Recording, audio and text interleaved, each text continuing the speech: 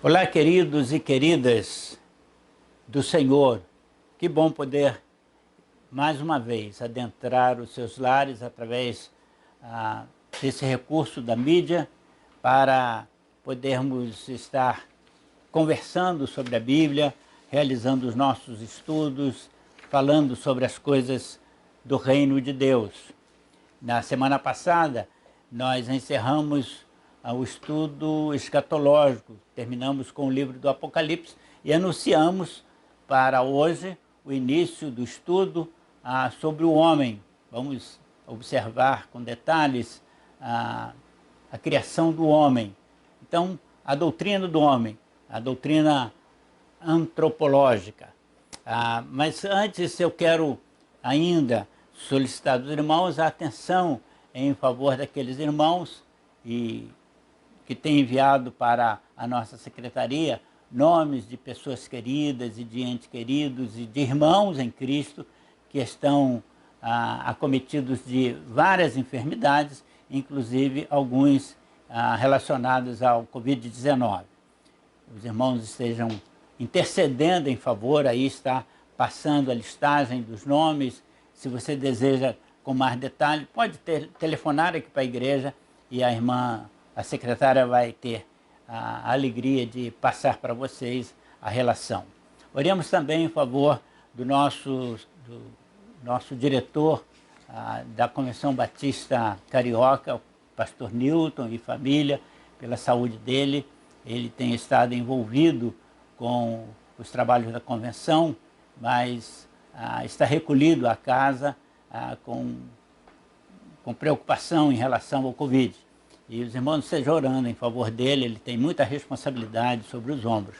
Também pedimos as orações dos irmãos em favor de todos os missionários da nossa convenção.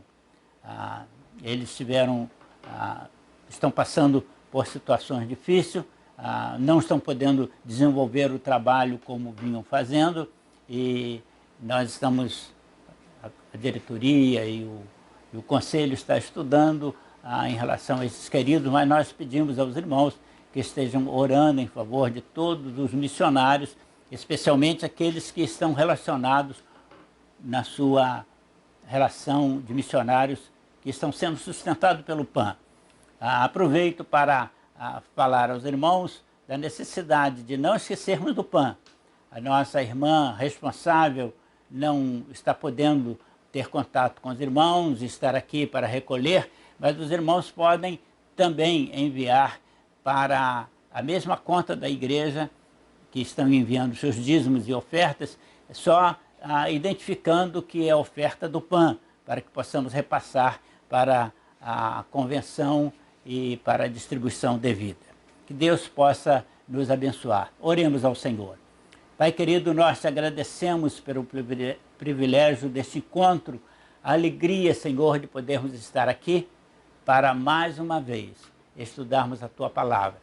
Nós queremos, ó Pai, nesse dia reservado para o culto de oração, queremos interceder por todos aqueles que constam da relação de enfermos em poder da nossa secretaria. Intercedemos, ó Pai, o Senhor sabe, conhece com detalhes cada nome. Também, Senhor, estamos pedindo pelos missionários da Convenção Batista Carioca. Abençoe os teus filhos que têm, ao longo dos anos, se esforçado para, através desta organização, a Convenção Batista Carioca, anunciar a tua palavra. Que eles sejam guardados, protegidos e abençoados materialmente nesse período difícil. Nós oramos, ó Pai, ainda pedindo em favor daqueles que estão aqui, por trás das câmeras, trabalhando, Senhor, para que essa transmissão possa acontecer. Irmão Mateus, a irmã Juliana, o irmão Cristiano, a Cláudia, a irmã Ângela e todos os irmãos que estão colaborando com gravações, com mensagens, com estudos, com palavras. Que o Senhor esteja abençoando e abençoando essa transmissão. Nós oramos em nome de Jesus. Amém. Quero ler nessa oportunidade, meus queridos, no texto sagrado, lá no livro de Gênesis. Abram, por favor, a sua Bíblia em casa, ou o seu aplicativo, para a leitura no capítulo 1 e capítulo 2 do livro de Gênesis.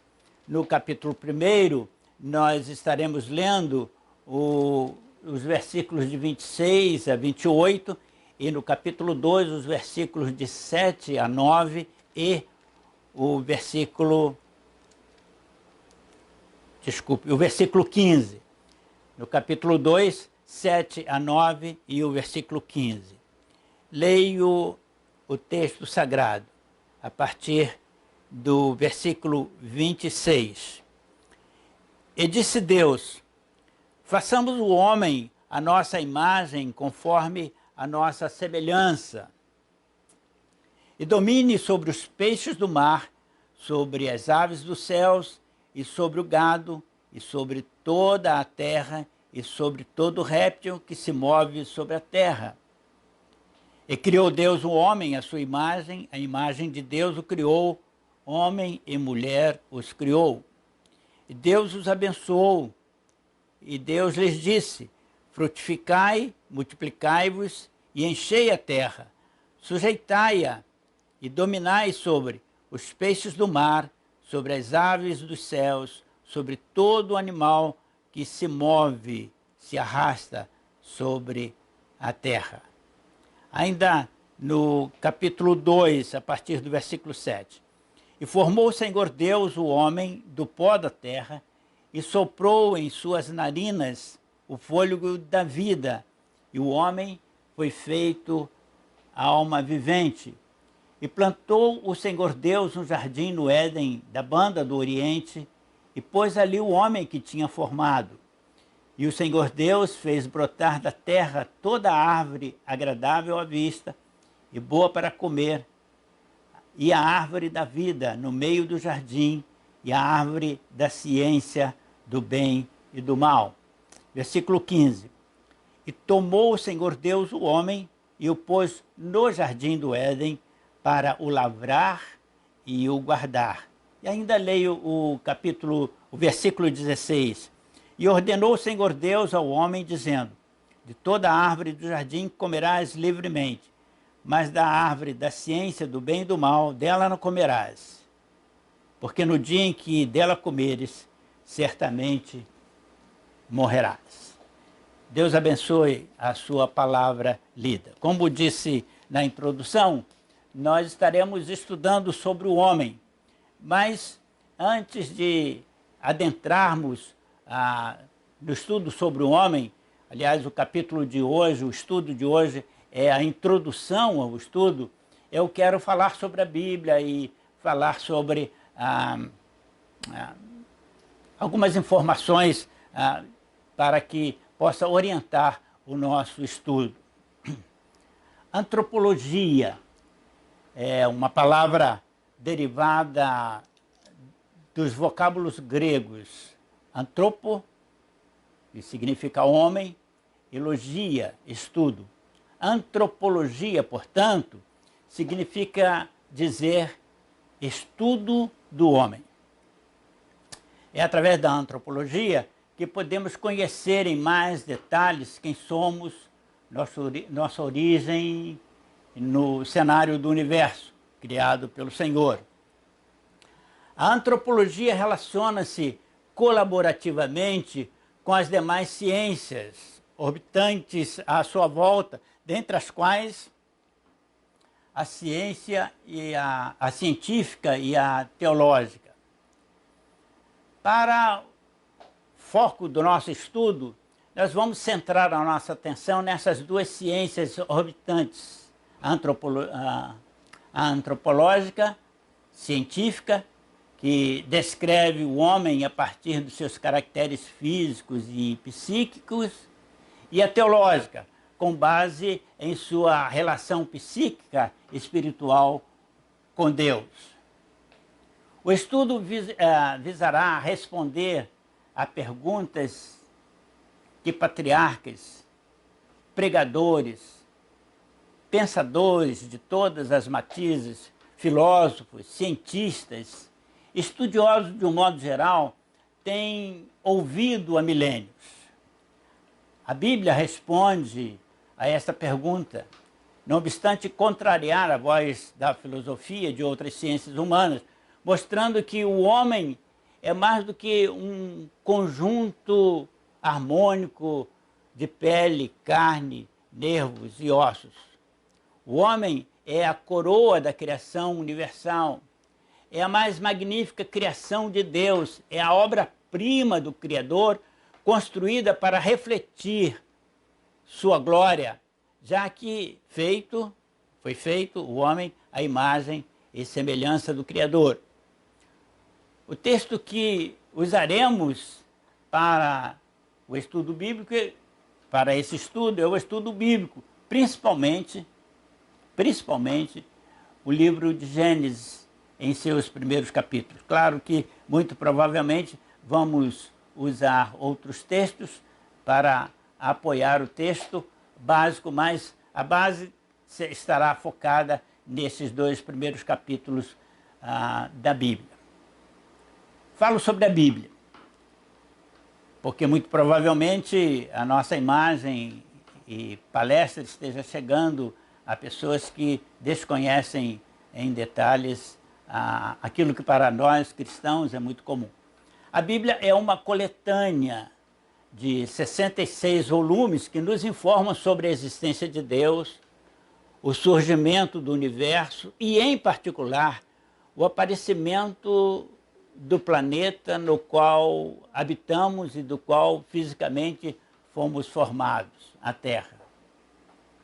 A Bíblia começa com Deus. Ela se inicia revelando a existência de Deus e não se preocupa com argumentos filosóficos sobre a sua existência. Ela é direta. Ela simplesmente informa: no princípio criou Deus o céu e a terra. Este é o primeiro versículo da Bíblia, o primeiro parágrafo da Bíblia. No princípio criou Deus os céus e a terra. A primeira expressão que aparece nos manuscritos da língua original bíblica é Bereshit, que se traduz para o português com o significado de no princípio. No princípio. O nome do primeiro livro da Bíblia, no hebraico, é Princípio, que em português recebe o nome de Gênesis, do grego Genésios, como grafado, pronunciei como grafado, no mais antigo volume das Sagradas Escrituras. Daí a transliteração Gênesis para o português na designação do primeiro livro, cujo sentido no grego significa início. Princípio, início. Vamos observar um pouquinho sobre a criação, ainda nessa introdução. O livro de Gênesis descreve com simplicidade, clareza, precisão, riqueza de detalhe, o princípio de toda a criação de Deus e a pré-existência do Criador à natureza criada. A Bíblia não entra em detalhes difíceis e científicos. A Bíblia é um livro para o leigo ler e entender. E então, como disse há pouco, ela descreve de forma simples, clara, com precisão, com alguns detalhes, o princípio da criação, como Deus fez todas as coisas. O primeiro capítulo de Gênesis registra 3 atos criativos de Deus: a criação dos céus e da terra, a criação do universo, nela inserida a Terra, o nosso planeta. A criação da vida animal, dos animais irracionais, e a criação dos seres humanos, os animais racionais. O primeiro ato criativo é atemporal, refere-se à eternidade passada, a um tempo sem data. Então, volto lá à citação do primeiro versículo. No princípio criou. Nesse princípio, nessa expressão princípio, está um tempo atemporal, a eternidade passada. O segundo e terceiro atos criativos podem ser imaginados, especulados, calculados com base científica, estudando a arqueologia e especulando-se registros históricos antigos de como possam ter ocorrido há milhões de anos a criação. E aí, milhares de ideias inverossímeis e algumas até engraçadas, de tão absurdas. Não vou entrar no comentário delas, porque o nosso objetivo é outro. O nosso estudo focará o homem, personagem do terceiro ato criativo de Deus, cuja história calcula-se de 6 a 7 mil anos. A história do homem, o tempo de existência do homem. O homem é um ser criado. Ele não evoluiu fisicamente, não evoluiu metaformicamente, não veio de outra espécie animal, como ensinam os evolucionistas, mas foi criado física, mental e espiritualmente tal como é. Isso está expressamente declarado no texto sagrado. Os versículos 26 e 27 que lemos para os irmãos, no primeiro capítulo de Gênesis, ele, de uma forma sucinta, narra a criação do homem. E diz o seguinte, vou repetir para a lembrança. Assim disse o Senhor Deus, assim disse Deus. Lá no original está Elohim, Deus no plural. Assim disse Deus, façamos o homem à nossa imagem e semelhança, tendo domínio sobre os peixes do mar, sobre as aves nos céus e sobre todo animal e réptil que se move, se arrasta sobre a terra e sobre toda a terra. E Deus criou os seres humanos à sua imagem, homem e mulher os criou. Isso é o que diz a Bíblia, o que informa a Bíblia, este é o relato verdadeiro da criação do homem. Essa versão criacionista, a doutrina criacionista, ela é confirmada pelo enorme e intransponível abismo existente entre o ser humano e os seres irracionais. O espécime animal mais desenvolvido dos irracionais não possui consciência, não sabe da existência de Deus, o Criador de todas as coisas. Nenhum animal, além do homem, possui inclinação religiosa.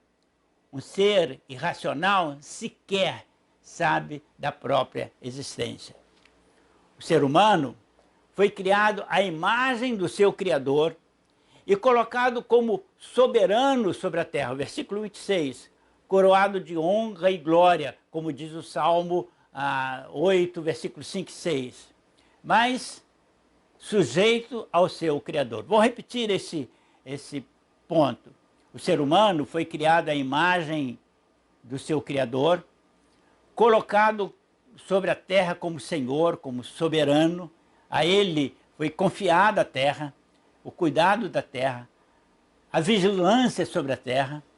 E ele foi coroado de honra e de glória. Ele foi feito à imagem e semelhança do seu Criador, mas sujeito ao seu Criador.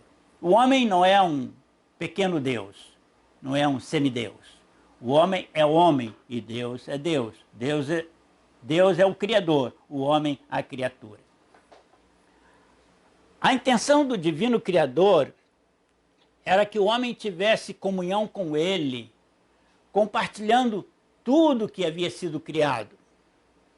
Mas esta comunhão e este compartilhamento da natureza estaria condicionada à obediência espontânea ao Criador. Mas o homem desobedeceu. não cumpriu a sua parte naquilo que Deus intencionou e pecou. Abro um parênteses para informar que a essência do pecado é a rebeldia. Então, o homem rebelou-se contra Deus e separou-se de Deus, perdendo a comunhão com o Criador. Nós podemos identificar esse momento lá no capítulo 3 de Gênesis, os versículos de 8 a 10. Vocês podem ver lá, podem consultar e nos estudos mais à frente vamos trabalhar esse texto. Quando o homem voluntariamente resolveu ser desobediente ao seu Criador, ele rompeu a comunhão com Deus e outorgou sobre si o senhorio satânico, entregando a Satanás a soberania sobre o planeta que Deus lhe havia confiado. Lá em Gênesis 1, 28, nós observamos o detalhe de Deus confiando, depois do homem criado, Deus confiando o senhorio sobre a natureza terrestre, sobre o planeta. O homem seria senhor sobre os animais, seria senhor sobre o planeta, e aí ele foi confiado cuidar do planeta. Mas o que aconteceu quando ele desobedece a Deus, quando ele rompe o compromisso com Deus, ele, atendendo e obedecendo a uma insinuação do inimigo, uma insinuação satânica, ele naturalmente passou a servir a esse insinuador e entregou nas mãos de Satanás o senhorio sobre o planeta. A humanidade representada pelo casal Adão e Eva teria vida física ilimitada no tempo. Desculpe, o casal passou, a partir do pecado, a ter uma vida limitada ao tempo, a uma vida efêmera. Isto como consequência natural do pecado. A partir do momento em que cometeram um pecado diante de Deus, Adão e Eva passaram a aguardar a morte física e como os animais irracionais passaram a ter um tempo limitado para viver e morrer. Eclesiastes 3, versículo 2, fala sobre isso. Há tempo para nascer e tempo para morrer. Esta passa a ser o registro da nossa história. E todo homem tem duas datas importantíssimas na vida. A data do nascimento e a data da sua morte.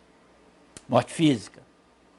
A terra criada e organizada com todos os seus ornatos para ser um lugar aprazível, para ser um lugar de alegria e bem-estar dos humanos, agora, por causa do pecado e por causa do senhorio satânico ao qual o homem se sujeitou, transforma-se em um planeta tétrico, onde dramas aconteceriam, trazendo tristeza e dor aos seres humanos. Usando a sua divina prerrogativa de Criador, Deus expulsou o casal do paradisíaco Éden, para que eles não conseguissem o fruto da árvore da vida. No jardim, Deus havia plantado, além da árvore da razão, aspas aí para a árvore da razão, a árvore do conhecimento do bem e do mal, Deus também havia plantado a árvore da vida. Isso está registrado lá no capítulo 2, versículo 9. Cujos frutos da árvore da vida, cujos frutos e folhas é o antídoto do fruto venenoso do mal. A árvore da vida é uma árvore real, ela existe. Não é uma figura de linguagem, como alguns afirmam. Ela estava no jardim do Éden, onde moravam Adão e Eva, e ela estará na nova terra, conforme registra o apóstolo João no texto do Apocalipse, no capítulo 22, versículo 2.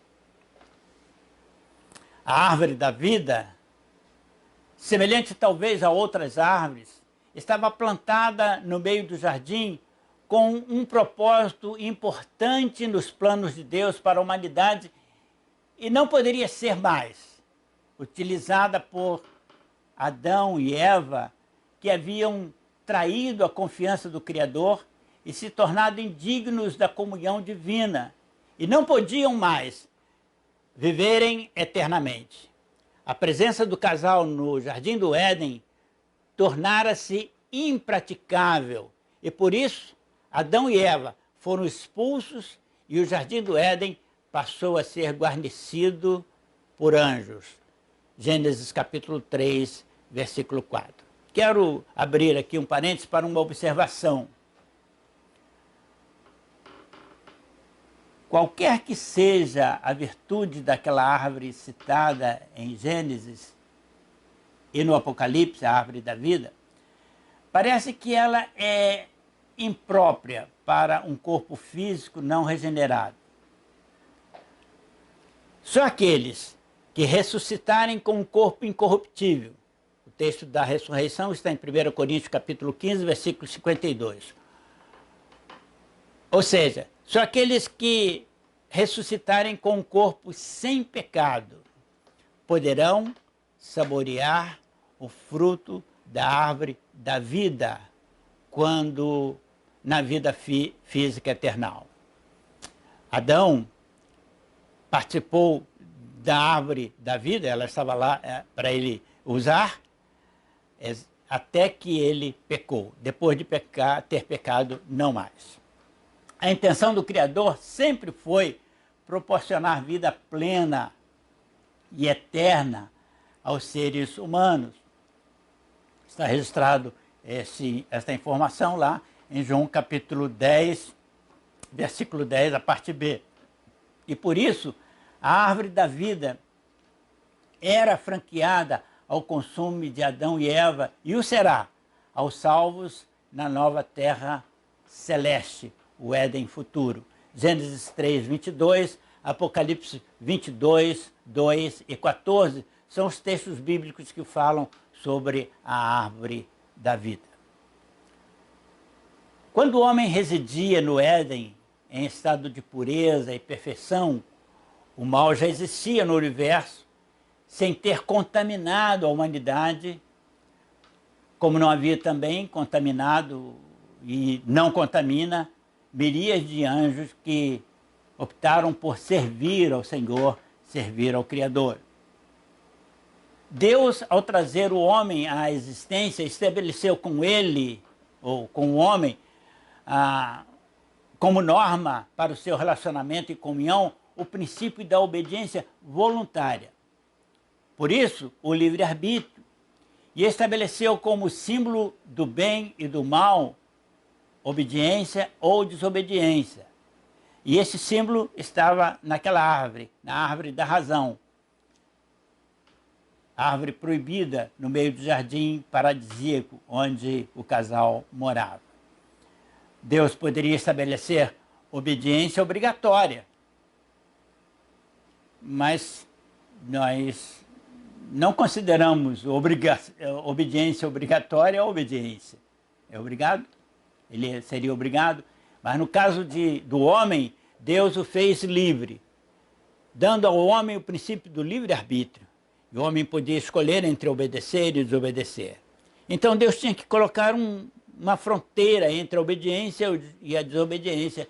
E essa fronteira está figurada naquela árvore existente no jardim e que foi usada pelo casal. Conhecer o mal não era necessário ao ser humano, mas caso sua escolha fosse, como foi, conhecer o mal praticando no ato de desobedecer e comer da árvore da vida, ele não poderia mais viver de forma abundante e eterna, com os conflitos provenientes de um conhecimento moral pela prática do mal que dominaria a vontade humana, independentemente do seu Criador. Paro por aqui. Este capítulo, o estudo de hoje foi uma introdução. Nós estaremos a partir da próxima quarta-feira, estudando especificamente o homem. E o título do estudo da próxima quarta-feira: Homem, uma extraordinária criação divina. Que Deus abençoe a todos, que Deus proporcione uma noite abençoada a todos e um resto de semana alegre e feliz. Oremos. Pai, te agradecemos pelo estudo desta noite, pela oportunidade deste encontro com os teus servos. Abençoa-nos como igreja. Continue, Senhor, dando aos teus filhos a vitória sobre esta enfermidade que está alcançando nesses dias a humanidade. E pedimos ao Pai que tenhas misericórdia de nós, da nossa pátria, das pessoas responsáveis pela nossa pátria, quer no mundo científico, como no mundo executivo e judiciário, e naqueles que estão elaborando leis para que a nossa governabilidade possa continuar possível e próspera. Esteja, portanto, Senhor, orientando o teu povo. Tenha piedade de nós. Oramos em nome de Jesus. Amém.